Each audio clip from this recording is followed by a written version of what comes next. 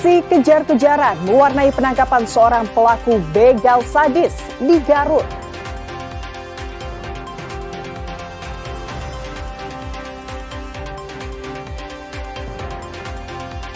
Korupsi 5 miliar rupiah, 3 mantan pejabat BPR Intan Jabar ditangkap.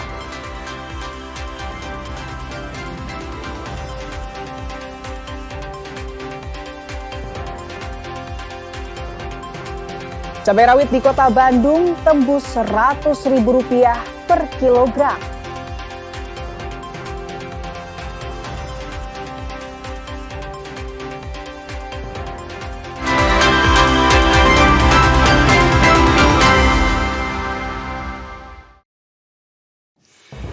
Selamat pagi saudara, selain ketiga informasi utama tadi, kami masih memiliki informasi menarik lainnya. Saya Fida Alatas akan menemani Anda dengan berita independen, terpercaya. Kita simak Kompas Pagi selengkapnya.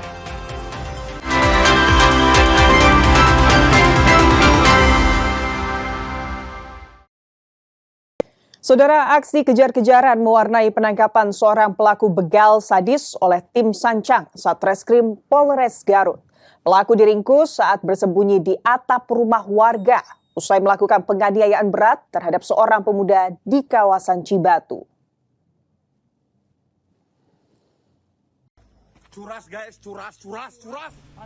Inilah detik-detik saat tim Sancang Satreskrim Polres Garut mengepung dan menangkap seorang pelaku pencurian dengan kekerasan di atas atap rumah warga.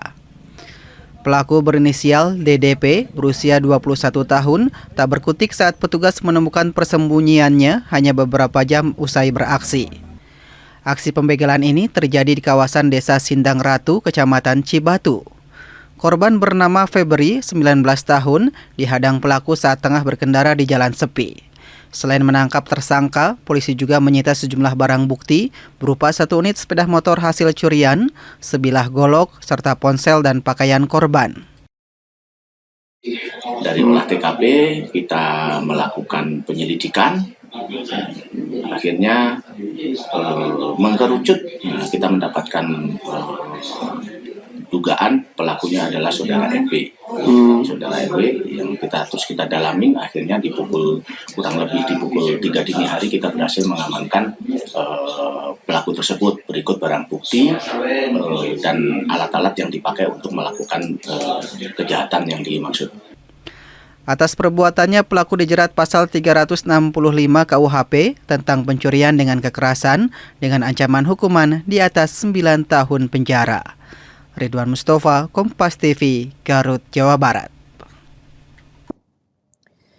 Saudara, warga yang resah menghadang konvoi puluhan pelajar yang hendak tawuran di Kecamatan Klangenan. Tak hanya membubarkan massa, warga yang terlanjur geram juga membakar sejumlah sepeda motor milik pelajar yang tertinggal di lokasi. Rekaman video amatir ini menunjukkan kobaran api yang menghanguskan sejumlah sepeda motor di pinggir jalan Kecamatan Klangenan, Kabupaten Cirebon, Senin malam. Motor-motor ini sengaja dibakar oleh warga yang sudah tidak tahan dengan aksi ugal-ugalan geng motor pelajar. Peristiwa bermula saat konvoi puluhan pelajar sambil membawa senjata tajam melintas dengan suara teriakan yang memicu keresahan. Warga yang siaga kemudian melakukan penghadangan massal hingga membuat para pelajar kocar-kacir berhamburan menuju area persawahan. Dalam kejadian ini, 1 orang dilaporkan mengalami luka-luka dan langsung dilarikan ke rumah sakit terdekat guna mendapatkan perawatan medis. Kasat Reskrim Polresta Cirebon, Kompol Iputu Ika Prabawa menyatakan, para pelajar ini sebelumnya sudah terpantau petugas di Kecamatan Plumbon sebelum akhirnya menyebar ke wilayah Jamblang dan Klangenan. Ada beberapa kelompok pelajar yang diamankan di beberapa desa yang diduga berafiliasi dalam kegiatan geng motor yang akan melakukan tawuran. Jadi setelah kita amankan di Polresta Cirebon, kami melakukan pengumpulan bahan keterangan. Hingga Selasa siang, sebanyak 24 pelajar diamankan petugas dari 2 kecamatan berbeda. pihak kepolisian masih terus melakukan pendataan serta mendalami motif di balik aksi konvoi maupun keterlibatan warga dalam aksi pembakaran. Muhammad Syahri Ramdan, Kompas TV, Cirebon, Jawa Barat. Kejaksaan Negeri Garut menetapkan dan menahan 3 tersangka tindak pidana korupsi pemberian kredit fiktif di PT BPR Intan Jabar, Kabupaten Garut. Ketiga tersangka yang merupakan mantan pejabat bank diduga merugikan negara hingga 5 miliar rupiah melalui modus pencatutan identitas ratusan nasabah. Setelah dilakukan pemeriksaan secara intensif di kantor Kejaksaan Negeri Garut, penyidik akhirnya menetapkan 3 tersangka kasus korupsi. Mereka adalah AJ selaku pimpinan cabang utama periode 2016-2019, EH selaku pimpinan cabang utama periode 2020-2021, dan RR selaku kepala bagian pemasaran.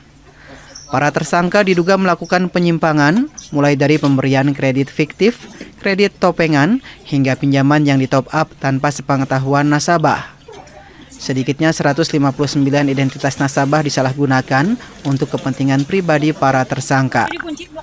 Untuk kepentingan penyidikan, ketiganya kini ditahan di rumah tahanan kelas 2B Garut. Kejaksaan Negeri Garut menetapkan 3 orang tersangka dalam perkara dugaan tindak pidana korupsi dalam pemberian kredit di PT BPR Intan Jabar, Kabupaten Garut pada kantor cabang utama tahun 2018 sampai tahun 2021. Dengan estimasi kerugian keuangan negara sekitar 5M sebagaimana perhitungan akuntan pabrik.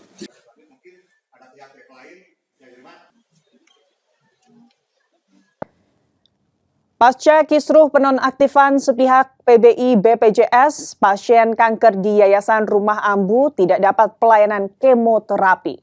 Bahkan pasien saat ini sementara menggunakan BPJS berbayar demi anaknya dapat dirawat inap.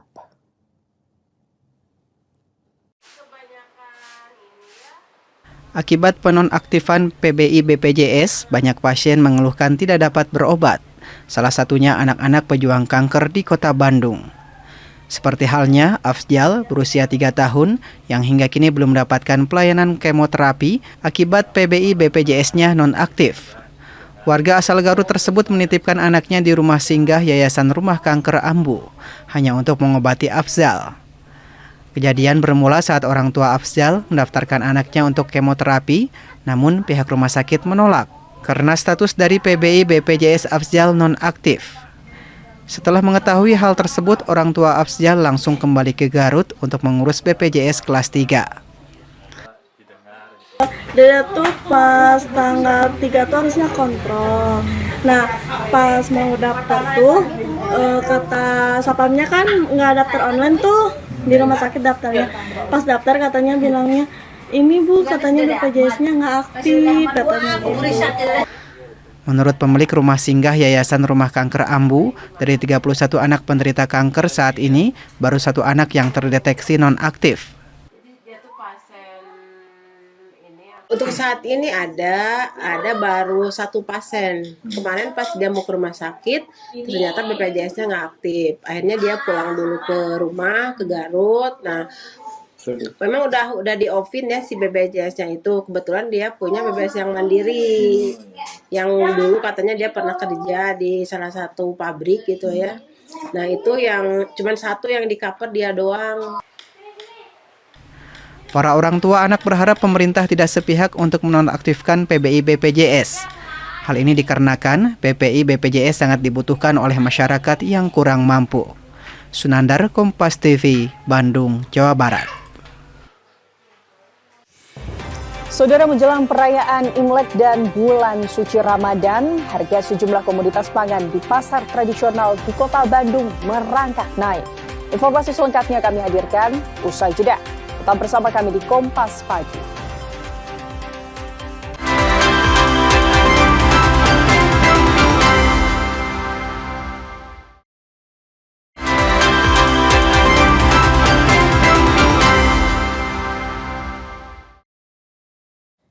Menjelang perayaan Imlek dan bulan suci Ramadan saudara, harga sejumlah komoditas pangan di pasar tradisional Kota Bandung terus merangkak naik.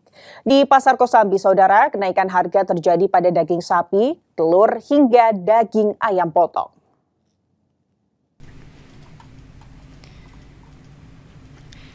Kenaikan harga kebutuhan pokok terus terjadi di Kota Bandung menjelang Hari Besar Keagamaan.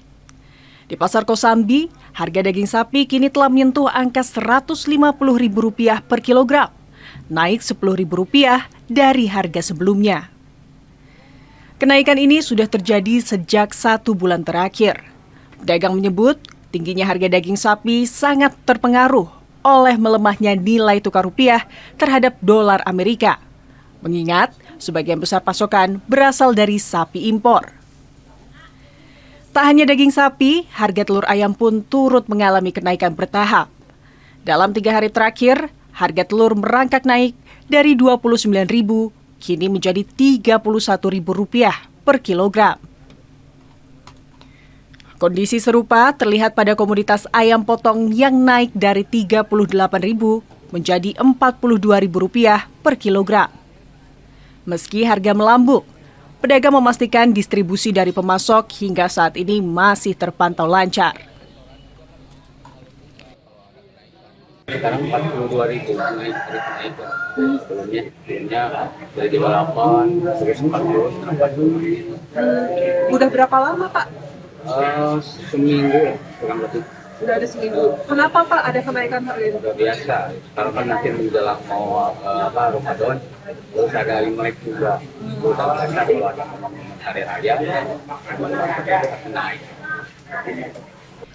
Para pedagang memprediksi harga masih berpeluang kembali naik, mengingat tingginya permintaan pasar mendekati puncak perayaan Imlek dan awal Ramadan nanti. Tim Liputan, Kompas TV, Bandung, Jawa Barat. Kenaikan harga juga terjadi pada komoditas cabai rawit yang melonjak tajam hingga menyentuh angka Rp100.000 per kilogram.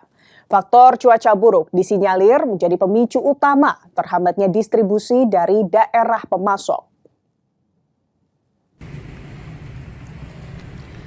Mendekati Hari Besar Keagamaan, harga sejumlah bumbu dapur di Pasar Kosambi Kota Bandung terpantau bergejolak. Kenaikan paling signifikan terjadi pada cabai rawit yang kini dibanderol Rp100.000, naik tajam dari harga sebelumnya Rp60.000 per kilogram.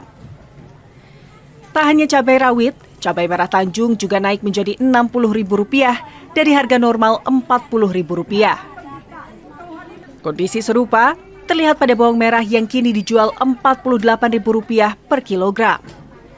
Berbeda dengan bumbu dapur, harga sayuran seperti sawi dan tomat relatif masih stabil di kisaran Rp10 hingga Rp16.000. Pedagang menyebut kurangnya pasokan akibat cuaca buruk di daerah penghasil menjadi penyebab utama melambungnya harga cabai.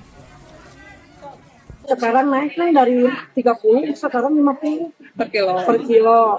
Kalau cabai keriting hijau, Keriting hijau mah nggak stabil 40 per kilo. 40. kalau cabai merah Tanjung berapa? Merah Tanjung sekarang 60 naik dari 40. Dari 40. Cabai naik kemudian.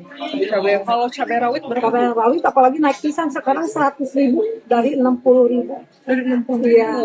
Udah berapa lama Bu naiknya? Kalau cabai rawit ada seminggu. Sementara itu, untuk komoditas beras terpantau masih bertahan di harga Rp13.000 untuk medium dan Rp15.000 untuk kualitas premium. Tingginya harga cabai membuat warga harus memutar otak dan mengurangi volume belanja agar dapur dapat tepat berpulang. Bu sendiri gimana Bu? Ini pada naik, pengennya gimana harapannya? Pengennya ya harga murah lah, siapa yang nggak mau murah, semua orang juga maunya murah ya.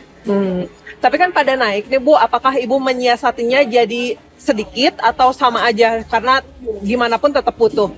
Ya paling makanannya yang nggak terlalu mahal lah, misalnya kalau daging kan mahal gitu, jadi di mix gitu, cara mengatur dapurnya gitu. Pedagang memprediksi harga masih akan berfluktuasi hingga memasuki awal Ramadan nanti, tergantung pada kelancaran distribusi dan kondisi cuaca di tingkat petani.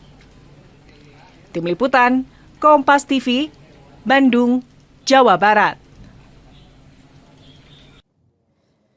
Guna menekan lonjakan harga kebutuhan pokok menjelang bulan suci Ramadan, pemerintah Kota Bandung menggelar bazar murah serentak di 30 kecamatan. Program ini menjadi langkah strategis untuk menstabilkan harga pasar serta memastikan pasokan pangan tetap terjangkau bagi masyarakat. Antusiasme warga mewarnai hari ketiga pelaksanaan bazar murah utama di Kecamatan Coblong, Kota Bandung. Warga rela mengantre sejak pagi guna mendapatkan beras dan minyak goreng dengan harga di bawah pasaran. Di bazar ini, beras SPHP dibanderol Rp58.000 per 5 kg. Sementara minyak goreng dijual Rp15.500 per liter.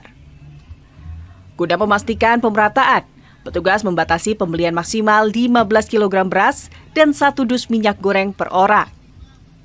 Wali Kota Bandung Muhammad Farhan menegaskan bahwa bazar ini adalah komitmen pemerintah untuk menjaga daya beli masyarakat di tengah harga pasar yang fluktuatif. Farhan memastikan program ini akan berlanjut hingga Maret mendatang. 10 hari sebelum kita berpuasa, kita memang sedang akan memastikan bahwa pengendalian harga dari bahan kebutuhan pokok ini betul-betul berada di dalam rentang harga yang terkendali di ukuran atau parameter inflasi daerah. Mudah-mudahan sih kita masih bisa memastikan rantai pasok yang baik khusus untuk bahan pangan, karena dengan rantai pasok yang baik maka insya Allah kita akan selalu bisa mengendalikan inflasi. Meski harga daging ayam dan telur terpantau stabil, komoditas cabai rawit masih mengalami lonjakan hingga Rp70.000 per kilogram. Pihak Disdagin sendiri menyalurkan 5 ton beras setiap harinya untuk 3 kecamatan guna menjamin ketersediaan stok.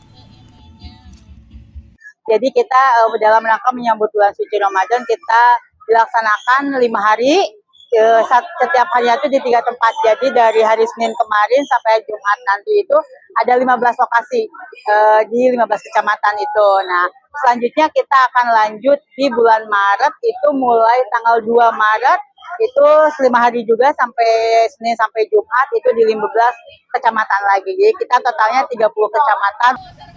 Masyarakat mengaku sangat terbantu dengan adanya selisih harga yang cukup signifikan dibandingkan pasar tradisional. Beras itu 10 kilo, minyak 2 liter, daging setengah kilo. Tahu dari mana sih ada bazar murah itu? Kan ada di sosmed juga ada, di grup RT juga ada, di grup RW juga ada. Kalau harga sama pasar gitu? Beda sedikit sih kalau iya. Ini juga sih kan ya, itu yang dijualnya juga minyaknya minyak kita, bukan minyak yang biasa yang saya pakai. Ini lumayan lah. Bazar Murah Utama 2026 ini akan dilaksanakan dalam 2 sesi. Sesi pertama pada 9 hingga 12 Februari dan sesi kedua pada 2 hingga 6 Maret mendatang.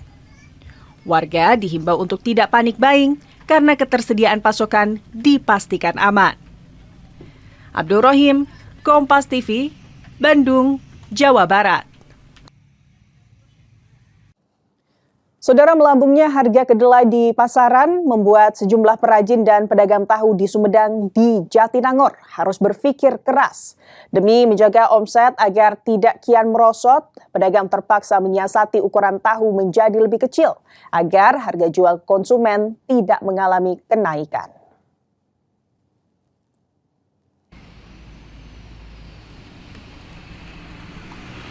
Kuliner ikonik tahu Sumedang kini tengah diuji oleh tingginya harga bahan baku kedelai.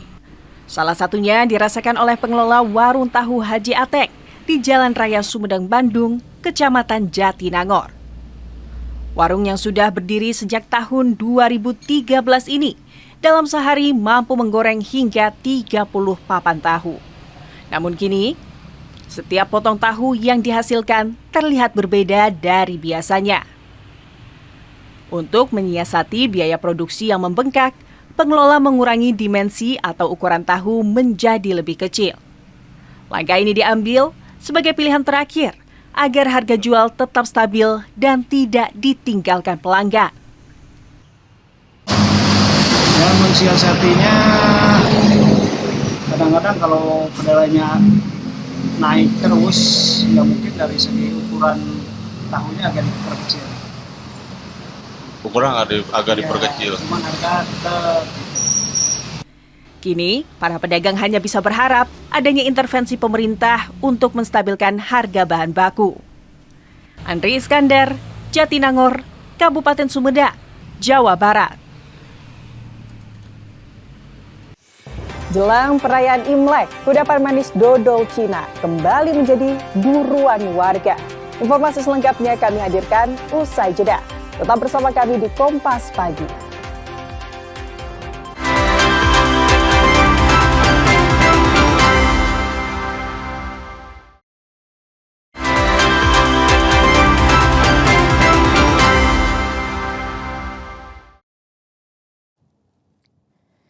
Guna memantapkan kesiapan ibadah di Tanah Suci, Kantor Kementerian Agama Kabupaten Sukabumi mulai menggelar bimbingan manasik bagi para calon jamaah haji tahun 2026.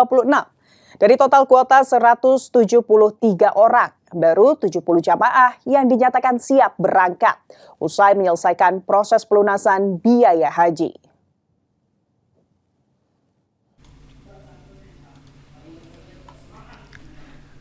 Pembekalan ibadah haji kembali digelar sebagai bentuk layanan dan tanggung jawab pemerintah kepada para calon jamaah haji di Kabupaten Sukabumi.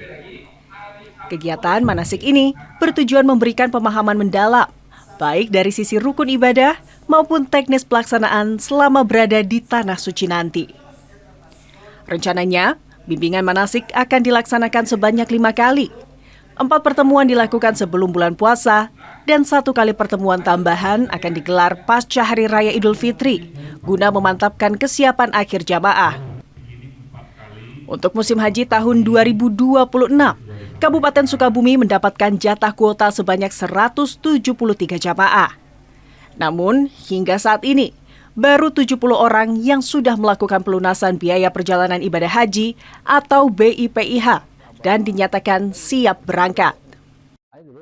Bimbingan manasik haji tingkat kecamatan dan Kabupaten Sukabumi, di mana manasik haji ini adalah kewajiban pemerintah kami, Kementerian Haji dan Umroh, memberikan manasik kepada jemaah haji yang akan berangkat tahun 2026. Kegiatan ini direncanakan 4 kali kegiatan ya. Kemudian nanti setelah Lebaran 1 kali kegiatan. Artinya jemaah haji mendapatkan layanan manasik haji sejumlah 5 kali kegiatan. Sementara itu, sekitar 100 jamaah lainnya diketahui belum melakukan pelunasan karena berbagai faktor, mulai dari kondisi kesehatan, ekonomi, hingga belum siapnya pertimbangan keluarga. Pihak Kemenak menegaskan, kuota jamaah yang tidak terserap nantinya akan dikembalikan ke tingkat provinsi untuk diatur ulang sesuai daftar antrean berikutnya. Andris Mutar, Kompas TV, Sukabumi, Jawa Barat. Saudara, inovasi teknologi di sektor perikanan terus berkembang. Di Kabupaten Sukabumi, saudara, seorang pembudidaya berhasil mengembangkan sistem pembenihan ikan nila berbasis teknologi intensif. Selain lebih efisien dan hemat lahan, metode ini mampu menghasilkan benih berkualitas tinggi hingga diminati pasar nasional.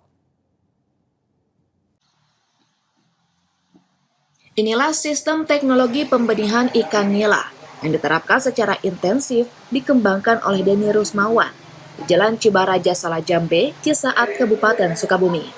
Sistem ini berbeda dengan metode tradisional. Sistem yang menggabungkan teknologi e-collecting, inkubatoras, serta penggunaan indukan unggul. Pemeliharaan telur dilakukan menggunakan inkubator berbasis RAS atau Recirculating Aquaculture System yang memungkinkan air terus bersirkulasi sehingga kualitasnya tetap terjaga. Tak hanya itu, indukan yang digunakan merupakan indukan unggul nila sakti. Sistem pembenihan ini masuk dalam kategori pembenihan intensif yang hanya memerlukan area sekitar 7 x 5 meter dengan menggunakan waring atau hapa. Selain lebih hemat lahan, Sistem ini juga mampu meningkatkan tingkat kelangsungan hidup telur dan larva ikan. Pada sistem tradisional, telur dan larva beresiko dimangsa predator, terpengaruh cuaca ekstrim, bahkan dimakan indukan jantan. Sementara pada sistem inkubator, seluruh faktor seperti suhu, kualitas air, dan hama predator dapat dikendalikan secara optimal. Hasilnya, benih ikan nila berkualitas tinggi pun dihasilkan dan diminati pasar. Sepanjang tahun 2025, Denny Rusmawan menerima pesanan hingga jutaan ekor benih, termasuk untuk program revitalisasi Pantura yang digagas Kementerian Kelautan dan Perikanan. Tak hanya itu, benih nila juga dipasok ke berbagai daerah di Indonesia, mulai dari Sumatera, Kalimantan, Sulawesi, hingga Papua, dengan jadwal pengiriman rutin. Sistem pembenihan ini masuk dalam kategori sistem pembenihan intensif ya, di mana kalau dibandingkan dengan sistem tradisional, kita bisa bayangkan satu paket umumnya itu 100 jantan, 300 betina. Kalau untuk pemijahan ya atau untuk breeding di sistem tradisional itu membutuhkan lahan minimal 500 sampai 700 meter. Nah, sedangkan kita hanya membutuhkan lahan dengan menggunakan waring atau hapa itu berukuran sekitar 7 kali 5 saja. Nah, ini dibuktikan lebih efisien ya, karena lebih hemat lahan, gitu ya, lebih hemat lahan. Dengan teknologi pembenihan intensif ini, produksi benih ikan nila dinilai mampu menjawab kebutuhan pasar yang terus meningkat, sekaligus menjadi solusi efisien dan berkelanjutan bagi sektor perikanan budidaya di Indonesia. Andrus Muhtar, Kompas TV, Sukabumi, Jawa Barat.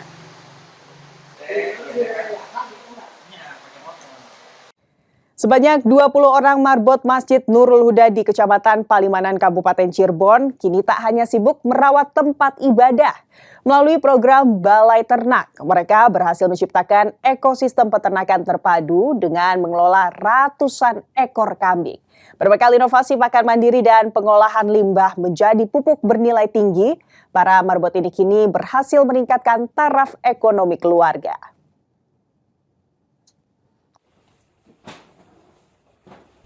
Usai menunaikan amanah membersihkan Masjid Nurul Huda, Desa Tegal Karang, para marbot ini segera bergegas menuju kantor kedua mereka, yakni sebuah balai ternak yang terintegrasi.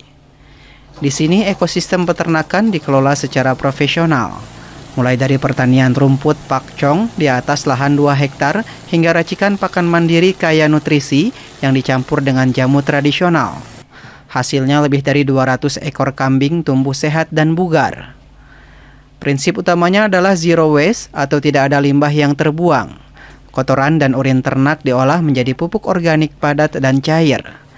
Tak disangka hasil olahan ini diminati banyak petani hingga Dinas Pertanian dengan nilai jual Rp100.000 per 25 kg. Kami tidak mengandalkan pakan yang pabrikan. Kami berusaha belajar untuk meracik sendiri untuk kebutuhan nutrisi dari domba-domba kami. Bahannya? Nah, bahannya kami juga mempunyai 2 hektar bank pakan atau menanam rumput pakcong 1 hektar, menanam jagung 1 hektar.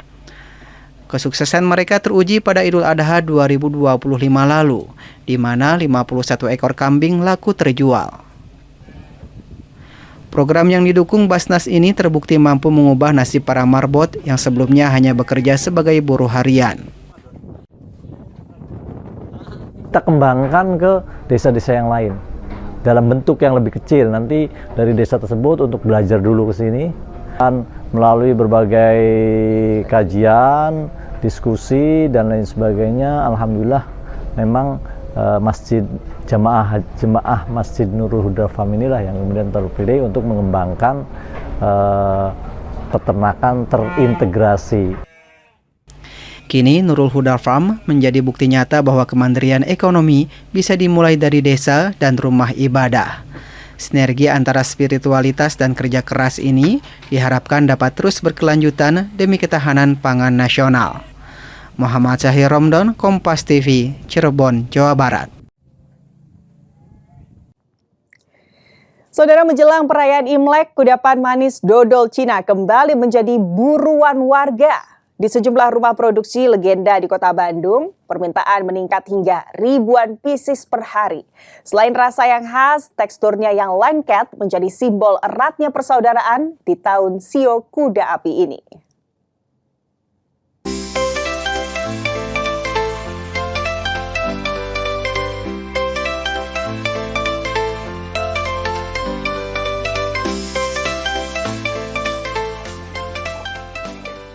Makanan manis ini selalu ada saat pergantian tahun baru Imlek. Teksturnya yang lengket menyimbolkan eratnya hubungan persaudaraan, sedangkan bentuknya yang bulat melambangkan tekad yang bulat dan persatuan.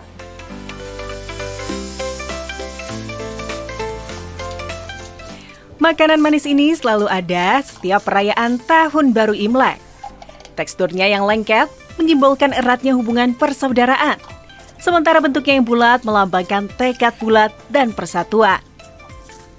Tempat pembuatan dodol Cina di Jalan Pajagalan, Kota Bandung ini telah berdiri sejak tahun 1960-an. Menjelang Imlek, rumah produksi ini mampu menghasilkan sekitar 2.000 pieces dodol per hari dengan melibatkan 20 pekerja. Proses pembuatannya membutuhkan kesabaran ekstra karena dimasak selama 20 jam. Meski sudah modern, resep dan teknik tradisional tetap dipertahankan untuk menjaga cita rasa otentik.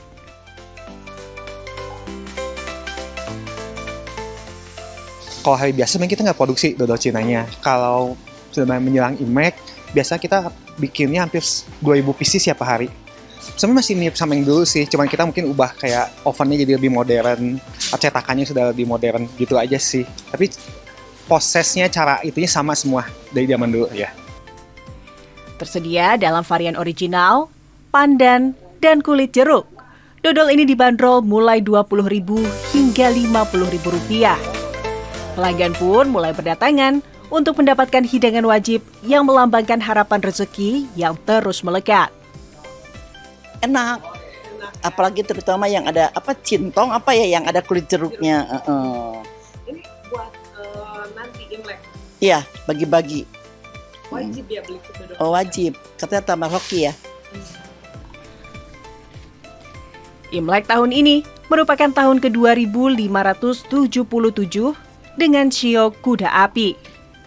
Shio ini dimaknai sebagai simbol semangat dan energi baru bagi masyarakat Tionghoa.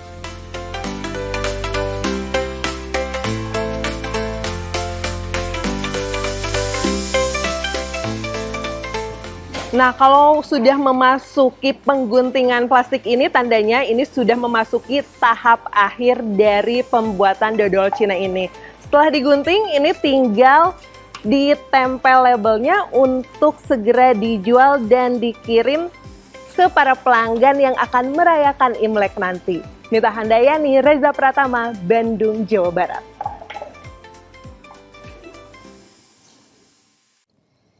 Ivar Jenner resmi hijrah ke Super League Indonesia. Informasi selengkapnya kami hadirkan usai jeda.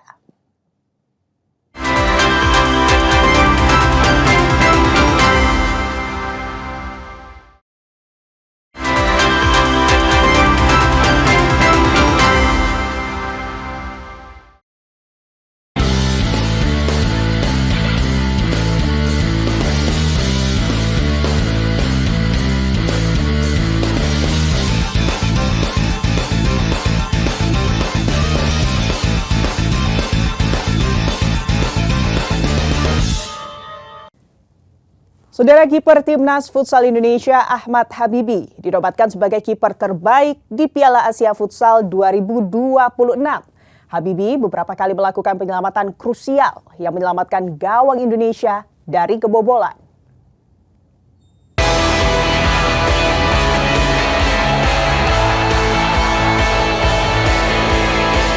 Timnas Futsal Indonesia harus puas menjadi runner-up Piala Asia Futsal 2026.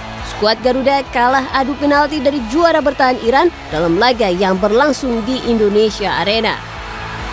Meski gagal juara, namun timnas futsal Indonesia sukses mencetak sejarah tampil di laga final Piala Asia Futsal. Hasil ini tak lepas dari kerja keras para pemain, termasuk kepiawaian Ahmad Habibie dalam mengawal gawang timnas. Habibie beberapa kali melakukan penyelamatan krusial yang menyelamatkan gawang Indonesia dari kebobolan. Sebagai kiper utama, Habibie memainkan peran penting dalam perjalanan Indonesia menembus final Piala Asia Futsal 2026. Penampilan ciamik Ahmad Habibie di bawah Mister Gawang membuat ia dinobatkan sebagai kiper terbaik di Piala Asia Futsal 2026. Pemain asal klub Bintang Timur Surabaya ini jadi satu-satunya penggawa Indonesia yang meraih penghargaan individu. Usai membawa timnas menjadi runner-up Piala Asia Futsal, Habibie langsung berkumpul bersama keluarga. Habibie bersyukur dan bangga bisa membawa timnas futsal mencetak sejarah dengan tampil di laga final Piala Asia Futsal untuk pertama kalinya. Ia juga tak menyangka bisa dinobatkan sebagai kiper terbaik. Pastinya bangga banget, gak nyangka juga karena ya saya juga cuma bisa ngasih yang saya punya juga gitu, cuma bisa ngasih yang saya bisa, apa yang saya punya, dan gak nyangka juga ternyata bisa dinobatkan jadi kiper terbaik di Piala Asia ini. Terus ya alhamdulillah banget gitu ya. Buat masyarakat Indonesia sih terima kasih banyak udah dukung kami, dukung timnas futsal Indonesia, sudah mendoakan, support, walaupun hasilnya bisa dibilang mengecewakan lah ya, nggak sesuai target, tapi terima kasih banyak buat doanya, dukungannya. Semoga timnas futsal Indonesia makin berkembang, makin maju, dan bisa masuk ke Piala Dunia. Habibie berharap futsal Indonesia semakin maju dan timnas futsal Indonesia bisa tampil di Piala Dunia Futsal. Tim Liputan Kompas TV.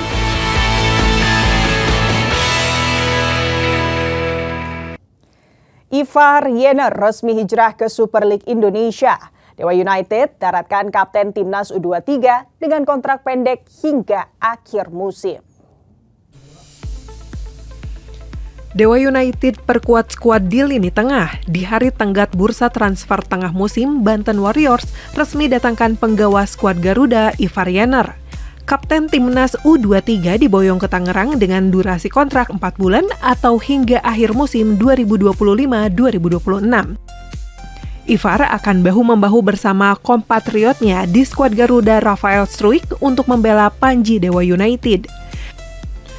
Kabarnya Ivar Yener menerima pinangan Banten Warriors demi menit bermain setelah tak perpanjang kerjasama bersama FC Utrecht. Ivar setuju menandatangani kontrak berdurasi pendek demi bermain reguler. Sepertinya itu tertuang dalam kontrak kesepakatan antara talenta 21 tahun dan Dewa United. Ia juga masih berharap kembali ke era divisi Belanda atau kompetisi Eropa lainnya di musim depan.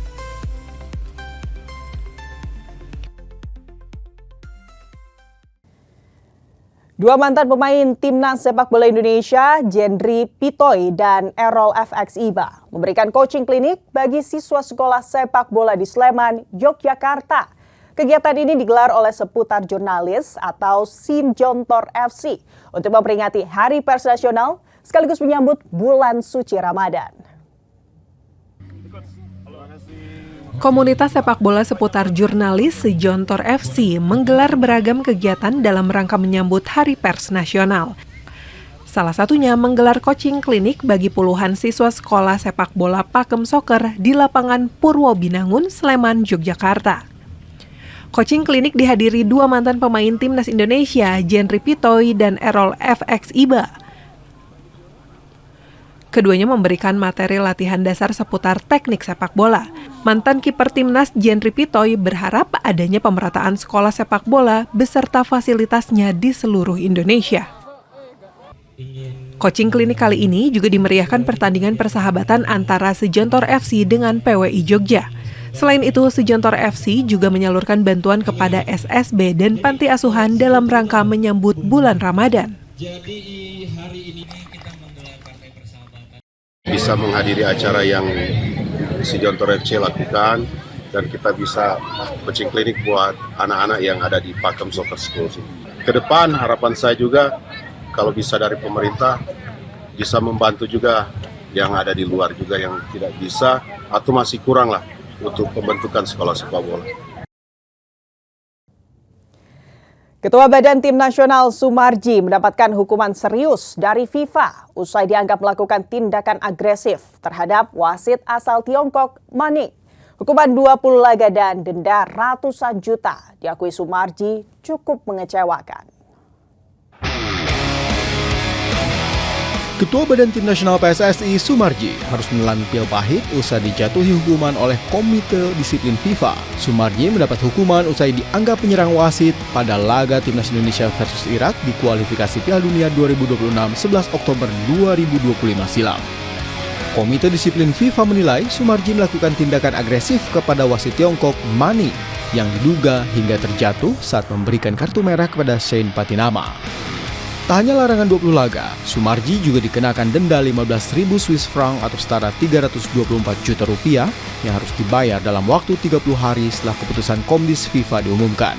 Saat ditemui di Jakarta, selain mengungkapkan kronologi di lapangan, Sumarji mengaku cukup kecewa atas keputusan ini. Namun pria 53 tahun tetap legowo dengan menjalani hukumannya. Penjelasan saya itu pun juga tidak diterima dan akhirnya malah justru saya yang diberikan sanksi yang menurut saya ini sangat berlebihan karena kan satu, saya juga tidak melakukan perbuatan yang mungkin saya mendorong begini atau mungkin saya nendang atau mungkin saya apalah gitu. Menurut saya itu hal yang lumrah ya karena kita ingin melindungi pemain dan itu pun diberikan sanksi yang cukup berat ya saya terima dan saya akan jalani itu. Ya itulah FIFA, itulah sepak bola, memang fair play itu juga memang sangat dibutuhkan. Selain Sumarji, dua penggawa Timnas Indonesia, Shane Patinama dan Tom Haye, juga lebih dulu mendapatkan sanksi dari FIFA. Keduanya masing-masing mendapat sanksi larangan bermain 4 pertandingan dan denda 103 juta rupiah. Renin Tanikan, Yogi Syahrevi, Kompas TV Jakarta.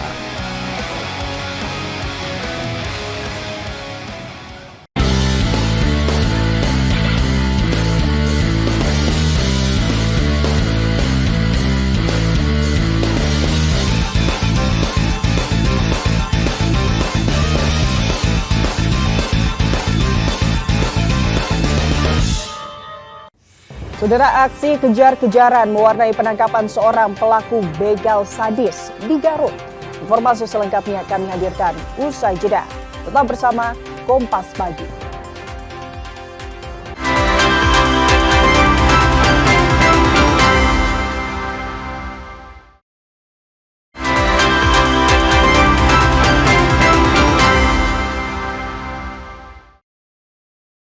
Saudara, aksi kejar-kejaran mewarnai penangkapan seorang pelaku begal sadis oleh tim Sancang Satreskrim Polres Garut.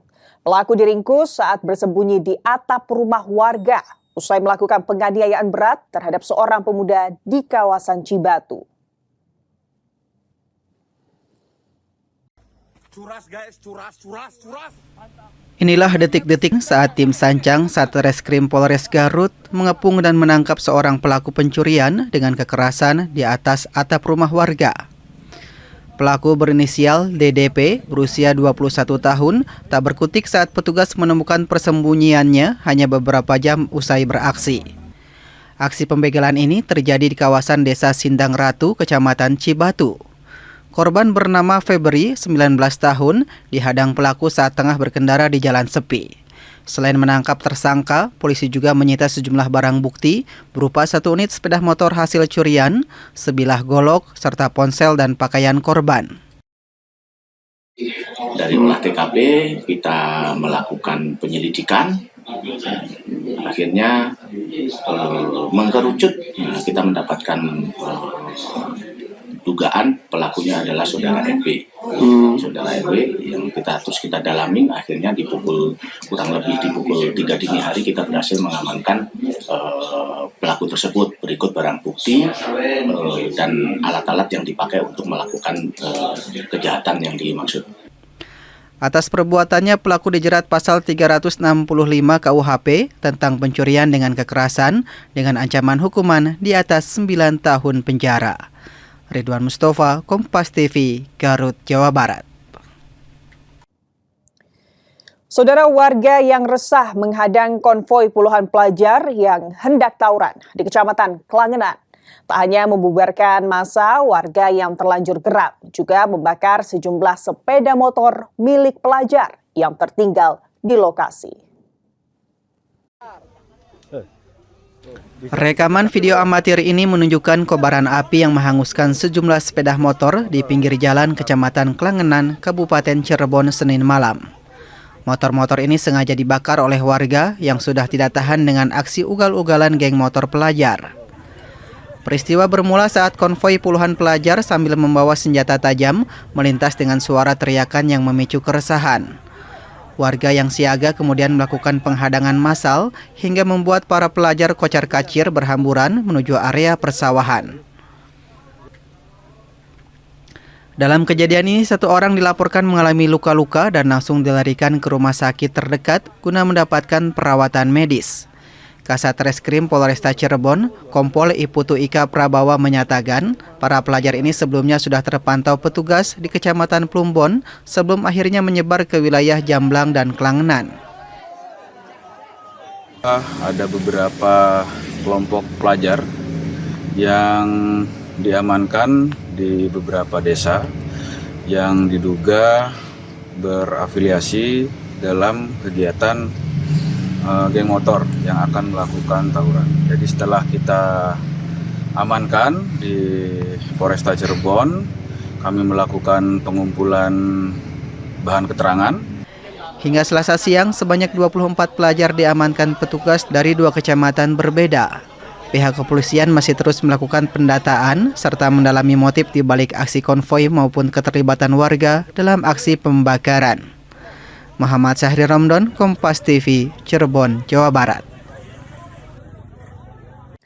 Kejaksaan Negeri Garut menetapkan dan menahan 3 tersangka tindak pidana korupsi pemberian kredit fiktif di PT BPR Intan Jabar, Kabupaten Garut.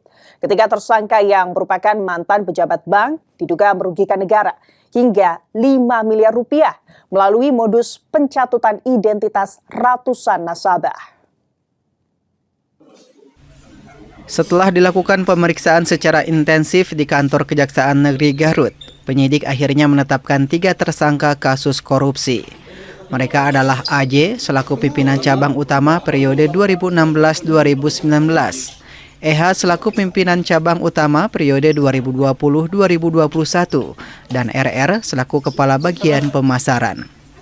Para tersangka diduga melakukan penyimpangan mulai dari pemberian kredit fiktif, kredit topengan, hingga pinjaman yang di top up tanpa sepengetahuan nasabah. Sedikitnya 159 identitas nasabah disalahgunakan untuk kepentingan pribadi para tersangka.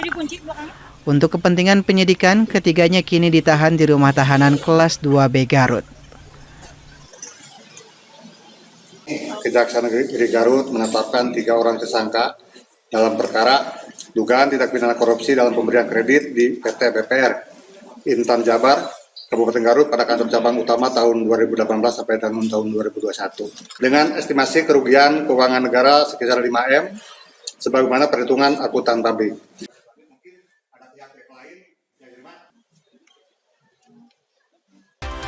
Saudara, dengan berakhir informasi tadi sekaligus mengakhiri Kompas Pagi episode hari ini. Saya Fida Alatas beserta kru yang bertugas mengucapkan terima kasih dan sampai jumpa.